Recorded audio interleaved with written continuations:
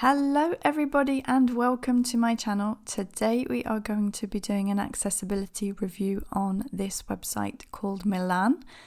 You can find the URL for it down in the description below.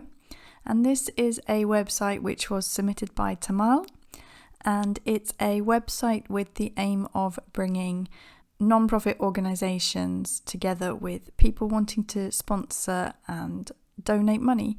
And it's an open source project, so do go and check out the GitHub repository if you want to help in improving any of the things I suggest today. And let's get straight to it, shall we? I know that Tamal has already been looking at accessibility and tried to fix a lot of things, and I can definitely see there are some real things that stand out. Like if I scroll down the page, they've got left aligned text everywhere. The buttons are nice and clear, and they seem to have done a good job with the color contrast. We've got clear headings and things like that. So I know that Tamal has been focusing on this, but I know that we are going to be able to find some errors in here because I'm pretty good at hunting them out. So let's see what we can find.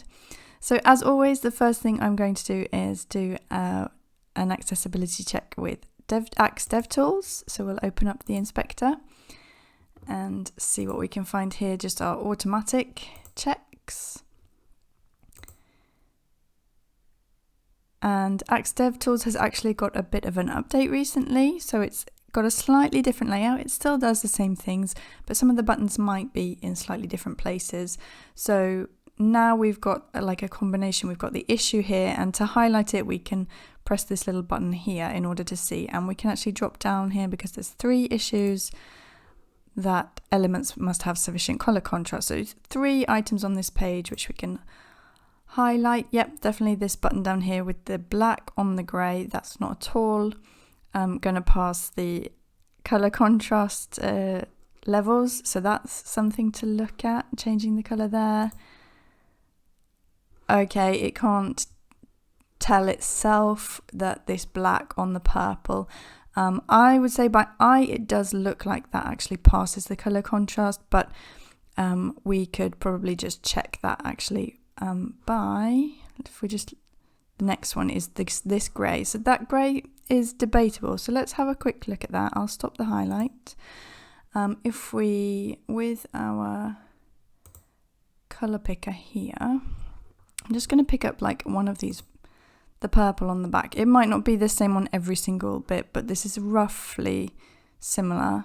So we've got F6E. Let's copy that and close that, and then we'll open up Web Aim Contrast Checker, and we can plug these in so we can have a foreground color that looks like it's black. I'm pretty certain that that's black, and then we'll plug this into here and paste that in and see what we get. So there's the background color, and that is giving us a contrast of 17.95 to 1, so that's perfectly fine. Let's just see about picking up that grey color as well on the text instead, if we can find that color. Copy it, and let's pop that in instead of the black.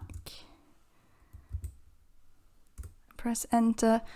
Here we are right on the border. It does pass just about 4.55 to 1, and the limit is 4.5 to 1. So that one does pass the AA criteria there. So those two are actually fine. It's just that it can't tell based on the background. So for color contrast, it's just this button down at the bottom that needs looking at, so that the grey and the black have more contrast. Headings should only increase by 1. Let's have a look here. We appear to have a H6 somewhere down at the bottom. Okay, so this is a H6. Let's have a quick look actually at all of the headings then in this document. I think would be interesting to have a look at. And so we go to the elements. Let's pick up this first element here. Okay, interesting. This is actually saying that this is a H3. This I would say would be your H1 on the page, because you should only have one and that should be the main title of the page. And I can see in the in the inspector at the side that this actually is our H1. So here I'm going to suggest that this should be changed into a H1, but this is actually a subtitle. It's not actually a heading at all, and therefore you shouldn't use a H tag on it at all. You should use a P tag or a div, and you should style it with CSS, because this is a subheading and they don't actually have any special heading tags. So yeah, this should be a H1, this should be a P tag, really. Let's scroll down and see what we've got here. So this is a H2, brilliant, that's fine. This is a H3, this should also be a P tag for this is also a subheading. So you've got heading, that's fine, but subheadings should be P tags with styling. H2 there, fine. H3 there should be a P tag. H2, perfect. Another H2, great. So it's down here. This suddenly jumps to a H6. These should also really be H2s, because they're not nested under these H2s. So these are also H2s, but with different styling. Okay. So that's definitely something to look at. Your headings, make sure they are in the right order. Brilliant. Okay, was there anything else on Axe Dev Tools that we want to have a quick look at? The document should have one main landmark. So if we go into our elements again and have a look here, we've got a div with a banner container for this area. This should be a header if we're going to use semantic HTML. So this should be changed to header. And then here we have a div with an ID of body section. This will be, if I scroll down and hover over it, no, that section there. This is all your main content.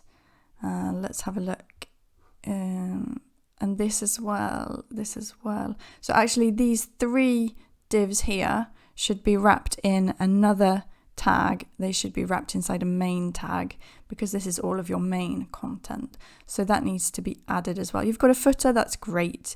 So just add in a main tag to wrap around these three divs so that you have a landmark for this information.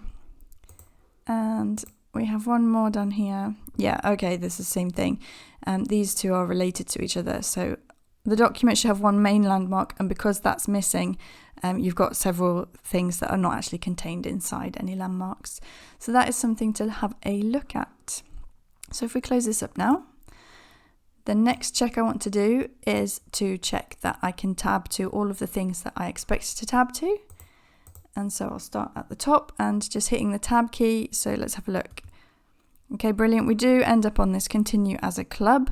I would suggest though that this focus indicator is made a little bit more clear. It at the moment would fail on color contrast with the blue button because it's too similar in color to the blue of the button. And actually I'm saying this is a button, but continue as a club suggests to me that that's going to take me to another page, and therefore this should be a link instead. Same here. I can tell it's not a link because when I hover I don't get a little link address in the bottom right corner. So I'm guessing this is a button instead of a link when it really should be a link. Same here, that should be a link. So continue as user. We'll have a quick look at these in a minute, but I'm just going to carry on tabbing for now. Okay, this button has got a different focus outline. I would check that that black has enough color contrast compared to the green.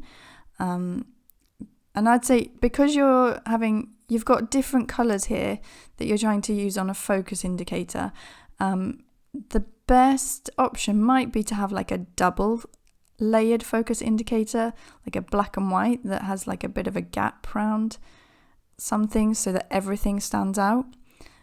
That's often one of the best ways to, if you've got lots of different colours on a page and you don't want to change the colour of your focus indicator for all the different sections, then a double focus indicator, or like leaving a gap between your button and the focus indicator, can be a good way to solve that. That's also a button.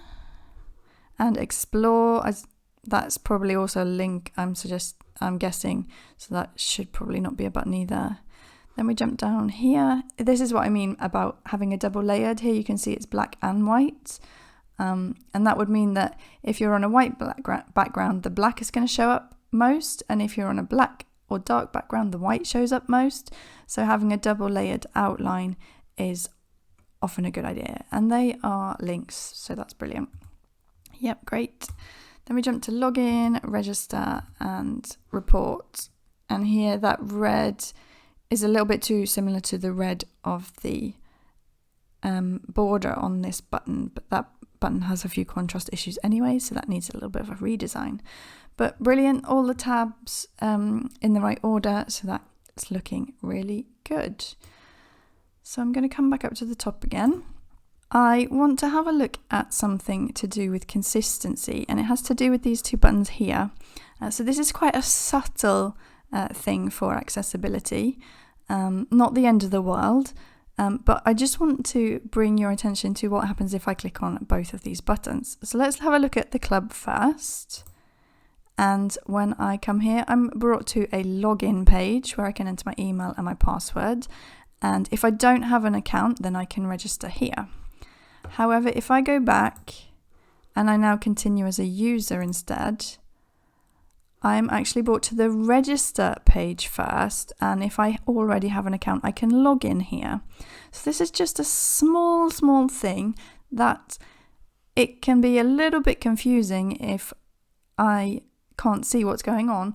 Why am I brought to the login page when I click on the club button, but I'm brought to the register page when I click on the user button? So I'd suggest making it consistent that when I click on either button, I'm brought directly to the login page, and if I don't have an account, I can register at the bottom. So that's just a small thing that is something to consider. While we're here on this page, I want to have a look at the forms, and I'm guessing this probably relates to several of the forms. So we'll focus on this one for now. As you can see down at the bottom, this register button is grayed out, so it's disabled. But I have no indication anywhere of which of these inputs are actually required. So I'm guessing that some of them must be required for this to unlock, but I don't have any clue whatsoever why I can't actually register. And so I've got no feedback as a user until I've started playing around and filling in some of the forms. It's great that every one of the inputs has a label, and actually I know that this, if we inspect this last name as well, they've added an area label, I do believe, because let's have a look. Here we have a label for the full name, which is great, enter your name, and then the input here has an area label of first name, and the second input has an area label here of last name. And here I can see the required on each of these, but that's not necessarily conveyed to screen readers, and it's not conveyed visually, so that is something that needs doing. Either like a little message at the top that says every input marked with a star or an asterisk is required, and then you just add a little asterisk after these, or you just in brackets add that these are required, because that's the most explicit here. And I just want to test out now, if I just go through and like add a few quick things.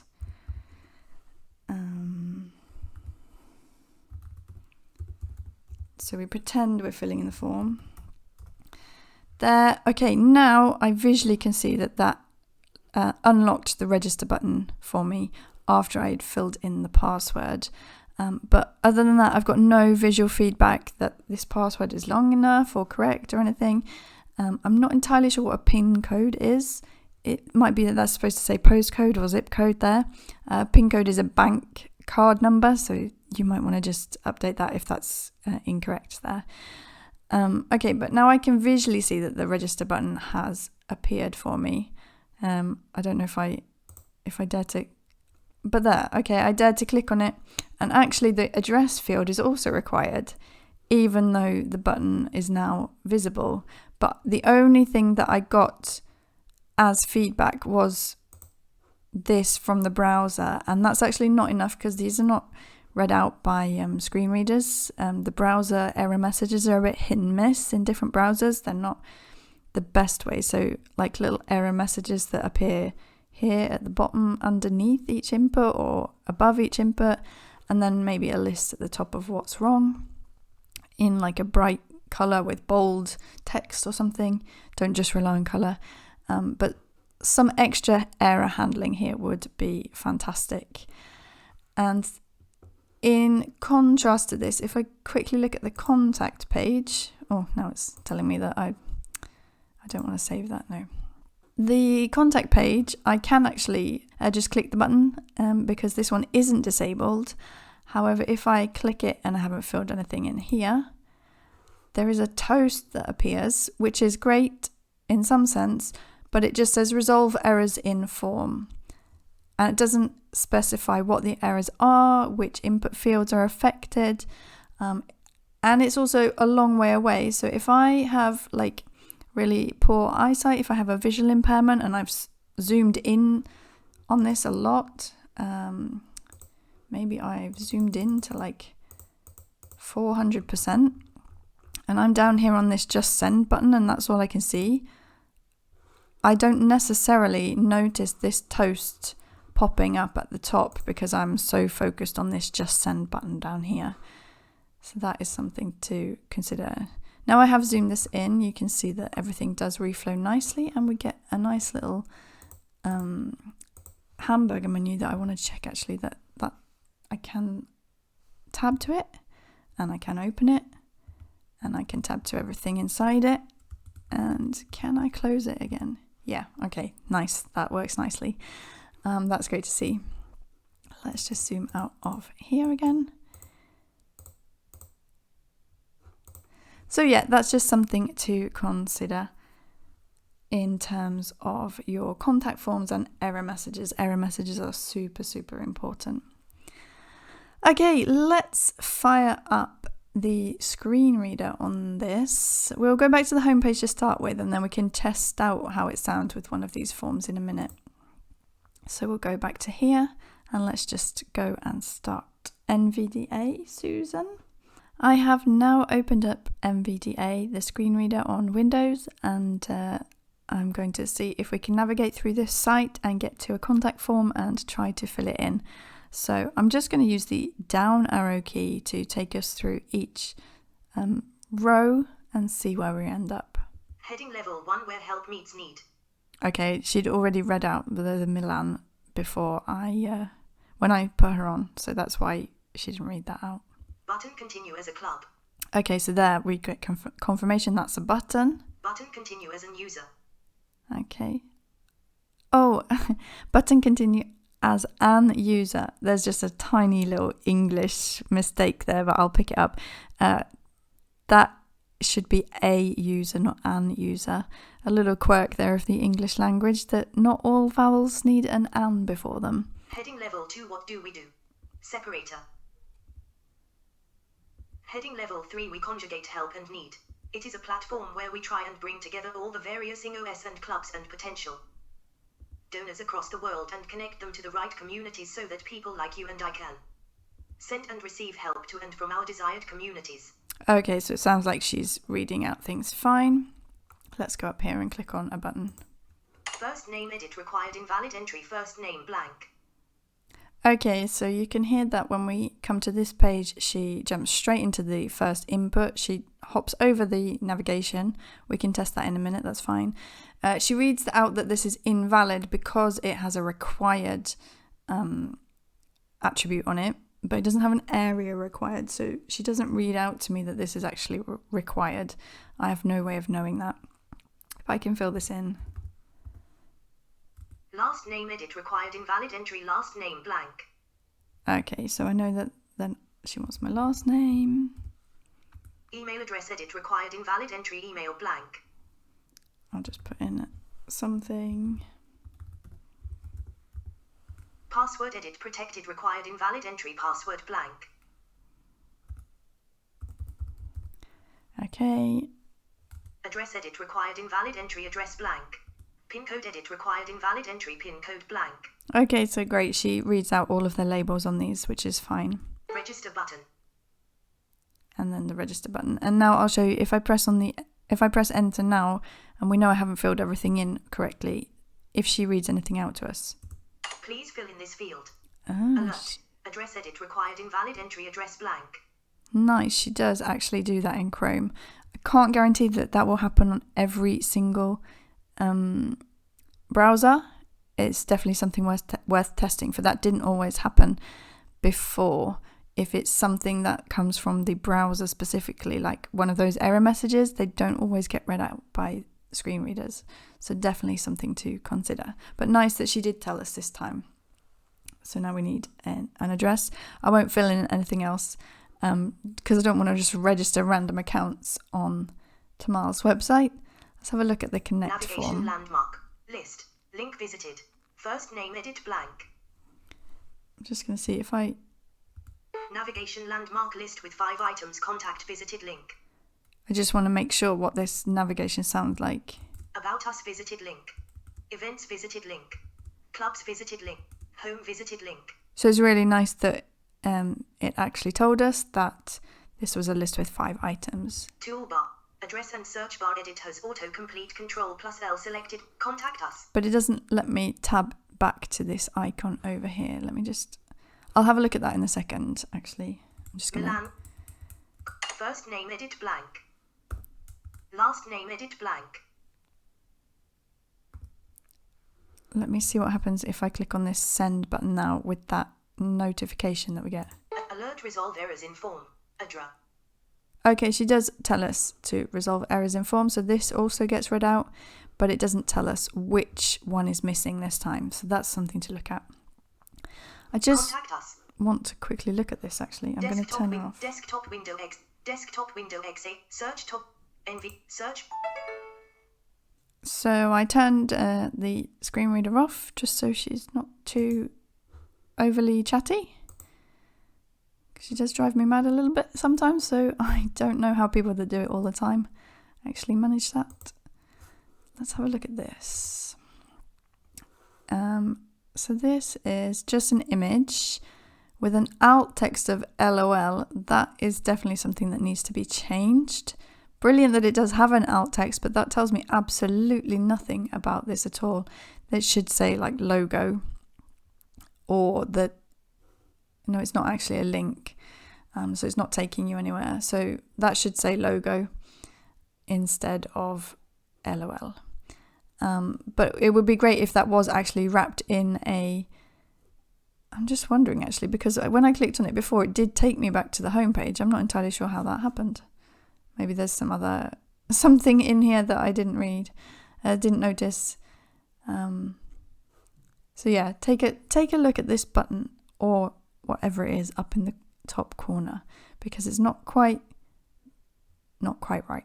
So there we have it, a really nice site by Tamal. Just a few small things to improve on and keep working on to make accessibility even better. Mostly have a look at the order of your headings on every page. Make sure that you are using semantic landmarks like header and main around all of your content. Check your focus indicators on all of your links and buttons. Check that your links are in fact links. If they are leading somewhere else to another URL, then they should be links, even if they're styled as buttons.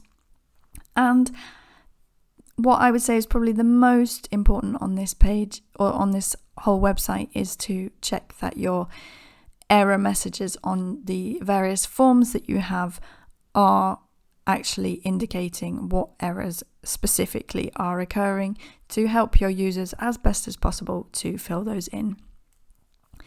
Thank you so much for watching this video today and this review of Milan. Thank you to Tamal for letting me do this review. I really hope it's useful. I really hope it's useful to everybody that watches this video in helping you to make your websites more accessible. If you have any questions whatsoever, do let me know them down in the comment section below. I'll drop the link to this site and Tamal's GitHub link to this as well in the description, so that if you want to go and help out, this is an open source project, so you can go and make some of these improvements yourself if Tamal hasn't managed to do them, because everyone needs help at times to get things done. Then I'll leave the links for that down below. If you would like me to do an accessibility check on a portfolio or an open source website of your own, then I will also leave the link to that down below. I really enjoy doing them, so please just do let me know, and I would love to have a look at your site and help you make it more accessible as well. Anyway, I hope you have a lovely week, and I will see you back here hopefully next week for my next video. Bye!